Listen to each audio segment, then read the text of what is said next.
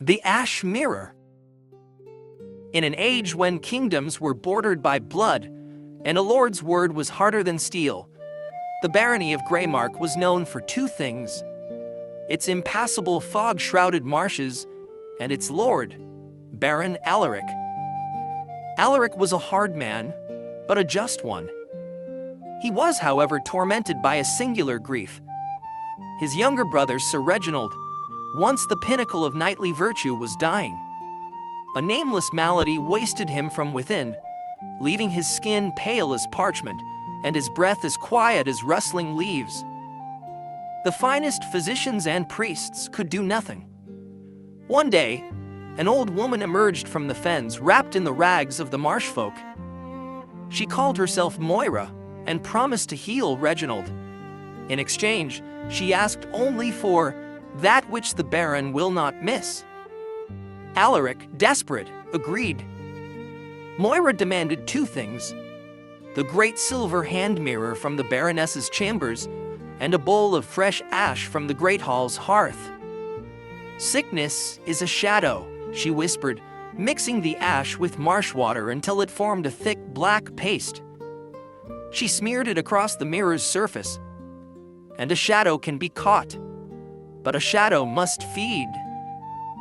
She placed the coated mirror by Reginald's bedside and ordered the room cleared until dawn.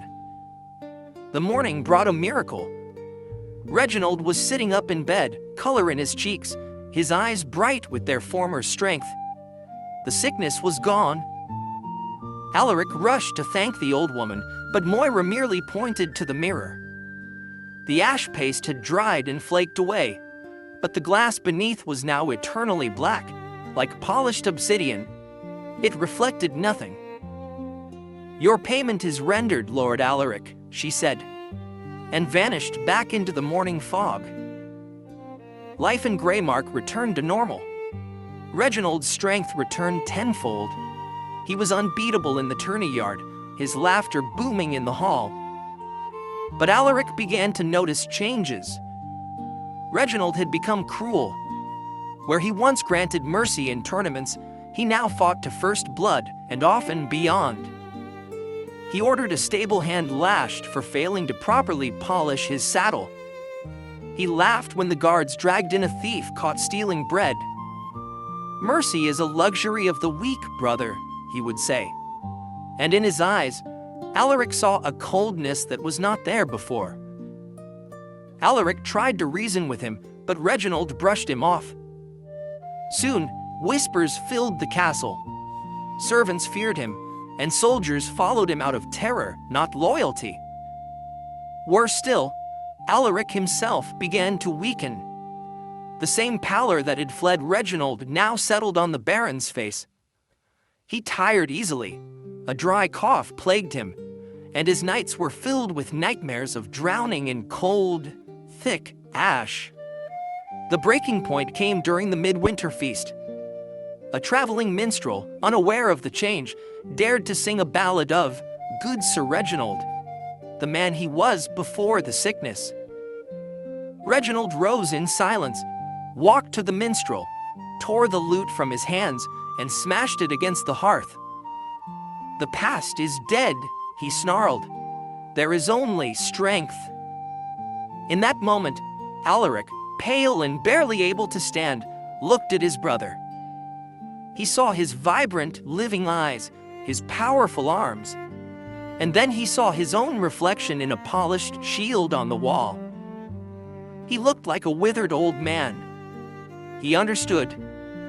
He remembered Moira's words, "A shadow must feed."